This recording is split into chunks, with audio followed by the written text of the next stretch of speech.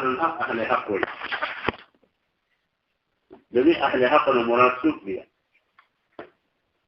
یا له اهل حق نه مراد اهل السنه والجماعه الاشاعره والماتريديين وترى ان اهل حق نه مراد د اهل السنه والجماعه شي نو بیا دا روان ټول کتاب چې تمت پورې دا بټوله مقوله ده کار لپاره ځکه په معبد ټول کتاب کې عقاید د چا بیان شوی د اهل سنت والجماعه الاشاعره والماتريديين دا روان کتاب د اخره پورې دا مقوله شي د قال اهل الحق لپاره او دل کوندالي چې قال اهل الحق د اهل حق نه مراد تمام هغه فرقې چې هغه د اشیاء د حقایق قایل چې د اشیاء د حقایق او د سوفیستایون علاوه سوفیستایون فرقې مخکې کړه روان دي دا یو شکی فرقه د دنیا د حقایق انکار کوي نو د دې فرقې نه علاوه چې څونه خلک دي چې هغه د دنیا کې د اشیاء د حقایق قایل دي نو دا مراد دي فقال اهل الحق سره نو کله چې د اهل حق نه دغه خلک والي د حقایق د اشیاء قایل نو بیا به الذي قال أهل الحق مقولة سرف داي قال أهل الحق حقائق كل شيء ثابتة والعلم بها متحقق خلافا للسوفيستيين بس ما بعد كتاب موضوع مقولة قال الحق دفارني وبدي وقت ما لأن حقنا مراد حقا خلقي تمام چې د سوفيستيون علاوه وديك المعتزله مراد ديك چې کومه شيعان مراد ټول د اهل حق وګران خبر باندې نشي په دې ځم کول پوښتنه خو په دا وخت یو مقوله ټول کتاب نه کې په ټول کتاب کې ویل اهل سنت والجماعت قائد بیان شوی هغه معتزله او شیعاګانو خلاف دي په دا وخت کې ما چې د اهل حق نه مراد خلاف د سوفیستانیه واخلي دا نور فرقې هم وسره واخلي یو مقولته حقائق الاشیاء ثابته خلاف السوفیستانیه بول او درې متوجي دا چې د اهل حق نه مراد هم د اهل سنت والجماعت کا او مقوله ټول کتاب ماخلا بلکې قال اهل الحق نفس بحقائق الاشياء ثابته والعلم بها متحقق خلافا للسوفيستانية مقوله صرف دا عبارت واحد او قصر دا اشكال راضي چې يرى دين كتاب اهل حق مراد اهل السنه والجماعه واغسطه من الاشياء ده حقائق اهل بدعه قيل لك معتزله ده اشياء ده حقائق قيل روافض قيل دي نبيات اهل السنه څنګه اخلي نو د دې توجيه جواب بدل لدي اعتراض چې اصل کې ټیک دا هغه قایل دي خدای کتاب چې د اهل سنت د عقاید دي نو هغه لپاره هغه اهل بدعت او چې څنګه نور عقاید کې موږ بارکل نه دلته موږ غیر معتبر ګرځولي دي کې موږ هم غیر معتبر ګرځولي لا يقطع بهم في هذا المقام ايضا موږ دلته هم ځان سره یو ځای کوم بس لري کوي هیڅ نه سور دی نه لګي یو ځای کې به نه سره نه لګي ځکه خدای قال ان الحق لپاره مقوله صرف دا خلاف السوفيستانية بالعبارة شنو بيان في مرات أهل السنة والجماعة كيفيش ده سيمبل شو درين قال أهل الحق وهو الحكم المطابق للواقع يطلق على الأقوال والأقايل والأديان والمظاهر باعتبار اشتمالها على ذلك ويقابله الباطل وأما الصدق فقد شاء في الأقوال خاصة ويقابله الكذب غرض علامة الساداني رحمه الله دلته فرق بیانول د حق او د صدق په منځ کې په اعتبار د مصداق سره غرض علامه تفتانی سے په دې مقام کې فرق بیانول د حق او د صدق په منځ کې په اعتبار د مصداق سره چې د حق مصداق وسی او دا یعنی په اعتبار د مصداق استعمال سره د حق مصداق او استعمال وسی په نفس الامر خارج کې او دا غره د صدق استعمال با سنتي دغه حق لا په مدن کې راغلی نو مستاته وي چې وهو دا حق دی دا څه ته تعریف ته هغه حکم چې متعلق وي د واقع سره واقع مخکې نه هوڅوي واقع څه دی لکه زید القائمون ما به خپل علاقه دراوس هغه نه بسین کې زید ولر دا ته ګوره متعلق چې زید القائمون نو دوی یو حکایت کې زماده نه یو مخکې نه هو د هغه په نفس الامر کې واقع کې ودریدل دی بار چې ولر هغه مخکې نه هو شو زماده خپل الفاظ حکایت شو ته شامل شي خبره کې نو واقع مخکین هو او نفس الامر دا ټول یو مطلب خبر باندې شي نو هغه حق ته هغه حکم د حکم مراد نسبت امر الى امر اخر ایجابا او سلبا دی ورکه د حکم مراد څه دی نسبت امر الى اخر ایجابا او سلبا نو دا حکم شری تربیه نسبت امر الى اخر ایجابا او سلبا چې د حق تمیز پکې دي دا حکم وي دی شو نو دا حکم چې مطابق وي د واقع سره نو دې ته ویل شي حق بیا اوس دې کې یذقنا دې خبره بیان کیږي چې د حق او د صدق په منځ کې په اعتبار د استعمال او مقدار سره څه فرق دی نو یطلق ولا الاقوال د حق اطلاق په اقوال باندې کیږي په عقاید باندې کیږي په ادیان کیږي په مذاهب کیږي اقوال د قول جمع ده عقدیه ملفوظه ته عقاید د عقیدتون جمع د مراد دلته معتقد دی او د معتقد نه مراد دا دی د دې تعریف دی القضیه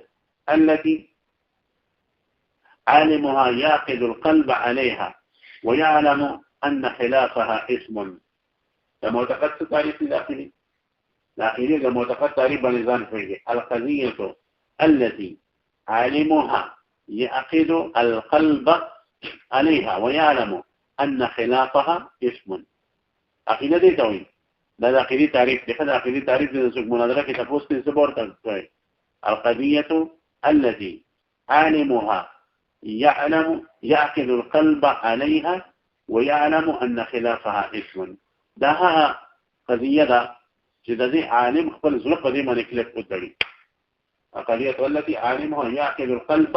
عليها په دې باندې خپل زړه کلک وتړي ويعلم او غت دام پدې چې ان خلافها اسم جددي زما په زړه په کوم خبره کړل شي دي خلاف شو کله دا بسې قسم دي دا څه تاریخ شو دا کې تاریخ ځنه سره عقاید راځي دا تعریف بیان کړه او درې ادیان د دین جمع دین مشترک الفاظ نه ابو سعدان الشجري په خپل کتاب متفق لفظه واختلف معناه کې د لفظ دین تقریبا شپږ یو معنی لیکلي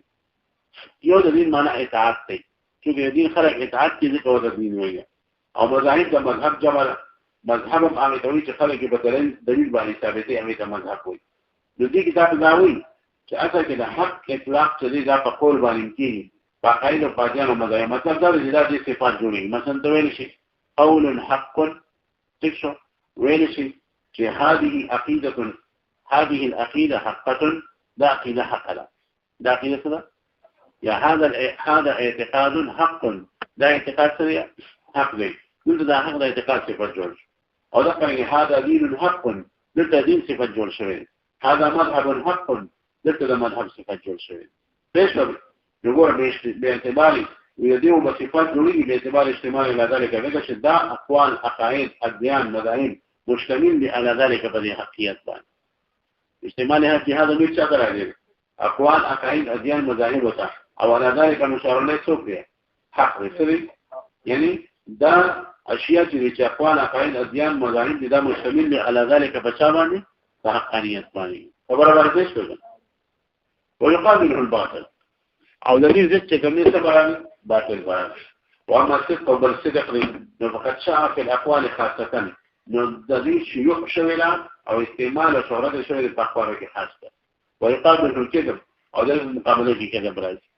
مطلب دا دی چې دا خو ویل شي چې هذا قول صادق لكن دا نشي چې هذا اعتقاد صادق دا نشي چې هذا دين صادق هذا مذهب صادق پېښه نو صدق دا صفات طرف د شاګوړي د اقوال جوړیږي نه د مذهب نه د ادیانو او د قرینه د عقاید پېښه بګنه نو د دوه په منځ کې عموم خصوصو مطلق شو حق عام مطلق شو صدق دې شو هر څه د خو به حق او حق وسلويه صدق باندې خبر باندې پېښه خالي وقد يفرق بينهما